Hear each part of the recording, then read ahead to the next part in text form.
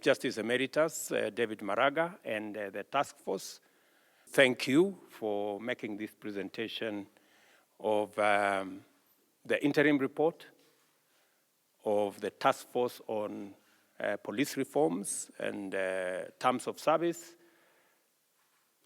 and salaries of our security sector, namely the police, the National Police Service, the National Prison Service, and the National Youth Service. To commend you for a very in-depth interrogation of the issues that you've taken into account in coming up with the report. To confirm that we have made suggestions on what we think would improve and make the report even better. But the report is finally what your task force will bring to us.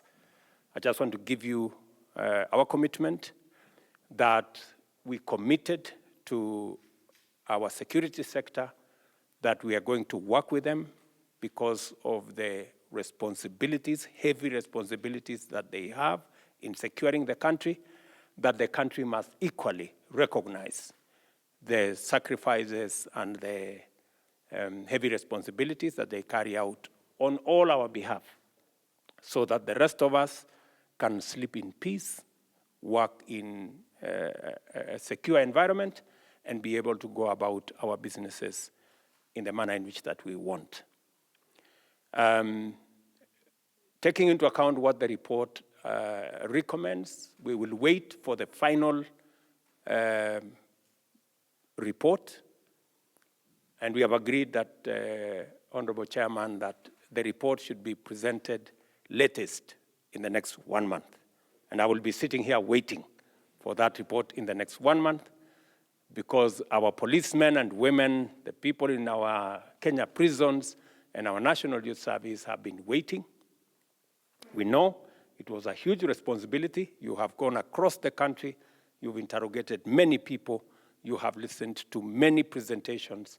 You have also had various fora where you have listened to other members of the public.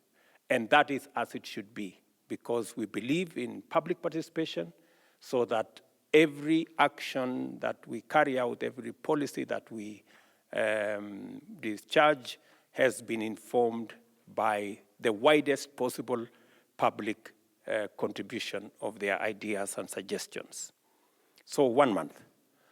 Meanwhile, having looked at the interim presentations that you have made and the interim recommendations that you have made, I think straight away we agree that, number one, we will now move the police, the prisons, and the NYS to the security sector to ensure that their remunerations and their terms of service are commensurate with the security sector. It is unfortunate that they haven't been treated that way all this while, and I think they deserve, in fact, the Constitution itself recognizes that they belong to the security sector.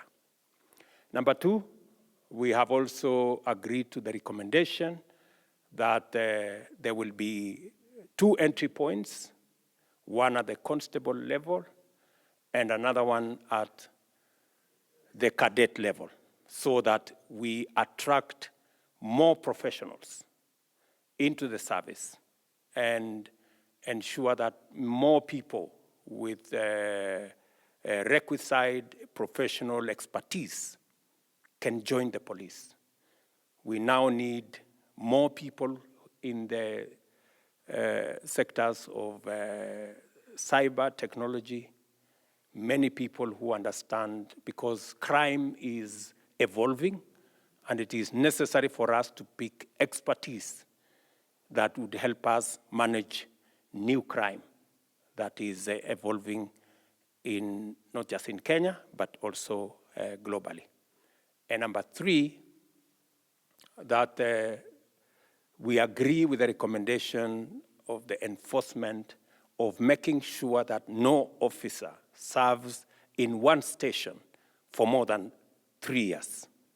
And that after 3 years, except for some formed up units, maybe the SOGs and all the others, that are anyway continuously moving, the other officers must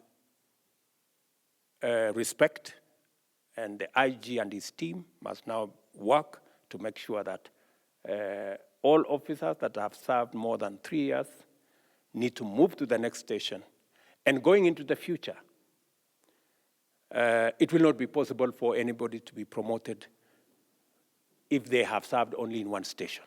Part of the requirement for promotion must be that you have served in different stations in the country, so that we have a wholesome view of the country, and also that no officer becomes accustomed to situations around any part of the country. So I think this is what I can say on an interim basis. The minister here will oversee the policy directions that we have agreed on.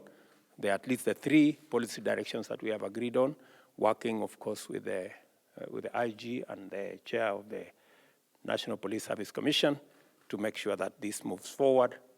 I want to ask our friends, the policemen and women of Kenya, the prison officers of Kenya, the members of the National Youth Service of Kenya, that I will make sure that we discharge our commitment to them. In the next 1 month, we will receive the final report.